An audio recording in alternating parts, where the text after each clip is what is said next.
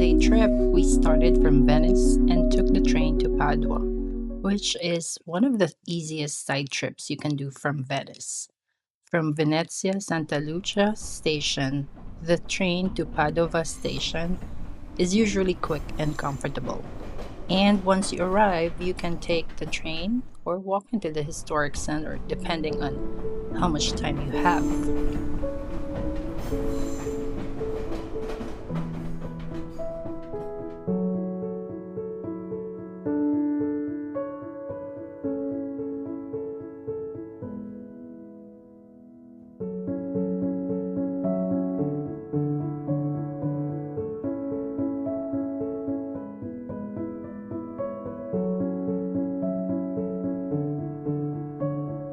So today is less about rushing from one famous landmark to another and more about observing the city through architecture, texture, light, and atmosphere. Padua has the beautiful northern Italian rhythm, arcaded streets, soft stone colors, bicycles everywhere, and buildings that feel lived in rather than staged.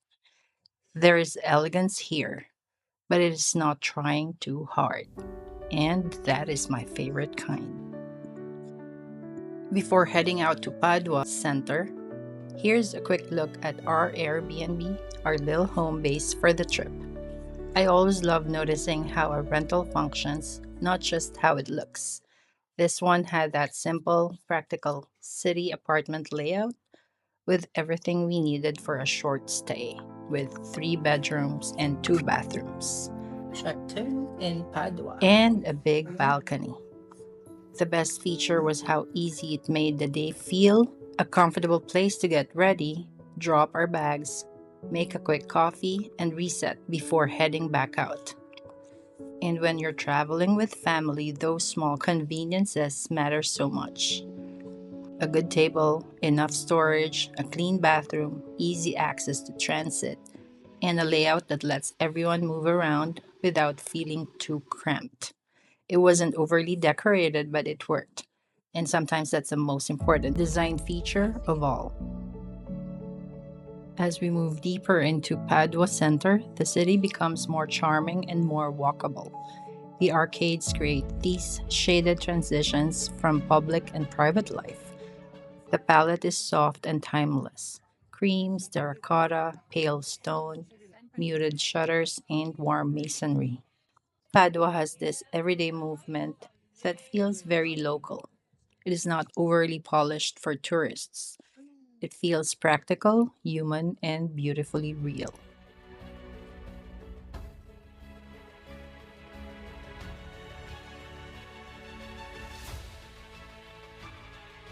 But before heading deeper into the Basilica experience, we had a little break because architectural sightseeing is always better with a drink and a little snack.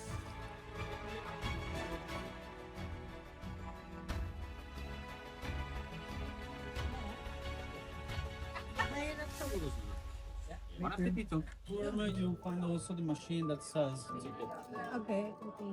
Thank you. Thank you. Let's see.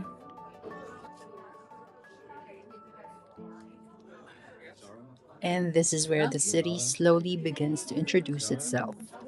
You are not immediately dropped into a postcard moment. Instead, you pass through ordinary streets, local buildings, sidewalks, crossings, storefronts, balconies, shutters, and little everyday details.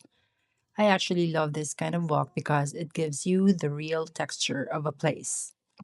You begin to understand the scale of the city, how people move, where the quiet residential edges start to shift into the historic center, and how the architecture becomes more layered as you get closer. There's something beautiful about approaching a city slowly. You notice the changes, the street materials, the proportions of the buildings, the colors warming up, the rhythm becoming more pedestrian. If you want to stay where St. Anthony de Padua is, right across is Hotel Donatello,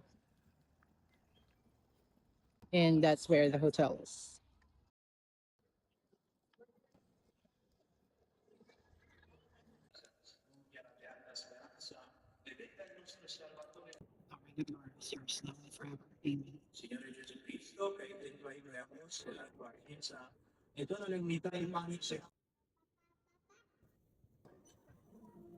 And then we arrive at the Basilica of Saint Anthony. From the outside, it immediately feels different from a typical Italian church facade.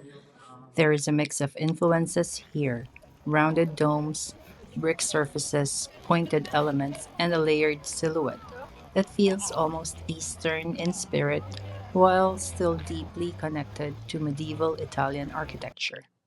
What I love most is that the basilica does not read as one single style. It feels collected over time. The domes give it this soft, sculptural skyline. The brick gives it warmth. The facade has symmetry, but not stiffness. It feels monumental, but still approachable. And that balance is very hard to achieve. From a distance, the basilica is this beautiful landmark in the city. But once you approach the entrance, the details begin to take over. You see the arches, the carvings, the proportions, and the way people naturally slow down before entering. That pause is important. Good sacred architecture does that. It changes your pace before you even step inside. It creates a threshold, not just a doorway, but a mental shift. The atmosphere becomes much heavier, richer, and more layered. The ceiling height pulls your eyes upward, but the walls and chapels pull you sideways. There's so much visual information: frescoes, arches, columns, gilded details, sculptural altars, patterned flooring, and devotional spaces. But instead of feeling chaotic, it feels accumulated. This is not minimalism. This is architecture as devotion, architecture as storytelling, architecture as memory. Every surface seems to carry meaning, and for me, that is the beauty of historic interiors. They were not designed to be consumed in one glance, they ask you to slow down. One of the strongest interior moments is the rhythm of the arches.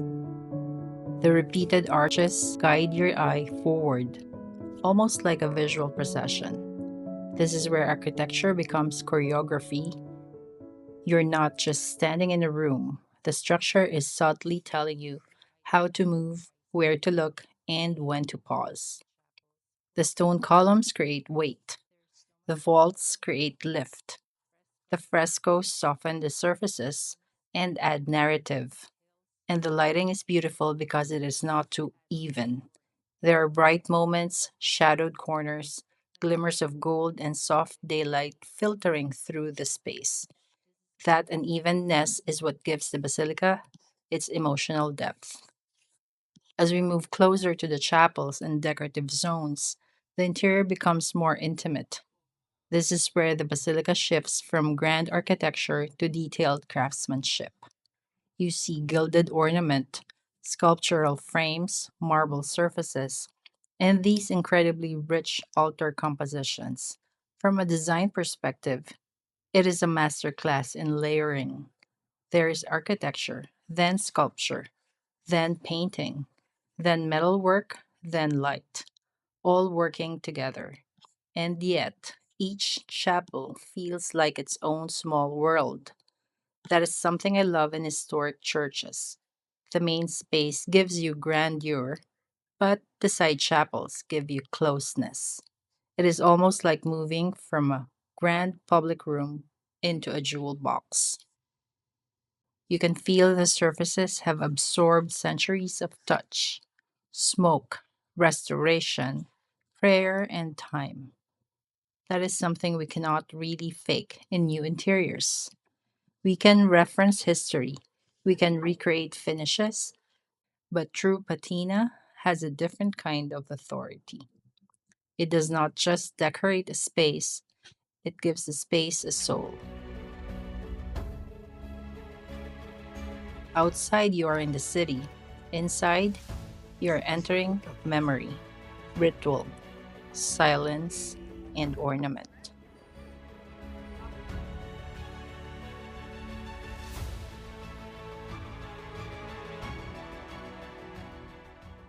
Just a short walk from the Basilica, we arrive at Prato della Valle, one of Padua's most iconic public spaces. What makes this plaza so memorable is its scale and geometry. It is not just an open square, it has the beautiful elliptical layout with water, bridges, statues, and a central green island that gives the space a very composed, almost garden like quality. After the richness of the basilica interior, Prato della Valle feels like a breath of fresh air. The architecture opens up, the sky becomes part of the experience, and suddenly the city feels wider, calmer, and more civic. It is a perfect contrast. The basilica gives you sacred intimacy, and Prato della Valle gives you public grandeur.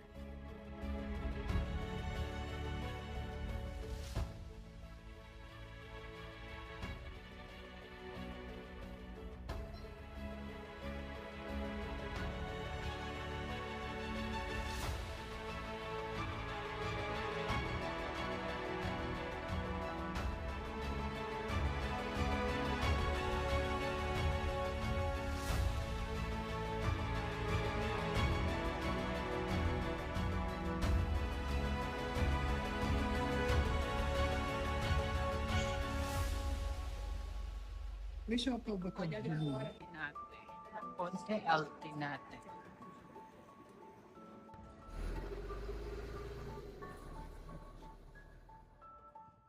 So, would you go to Padua? Let me know down below. Thank you for watching this video. Until the next one, remember, style is what you make or break. Love and light to all. Bye.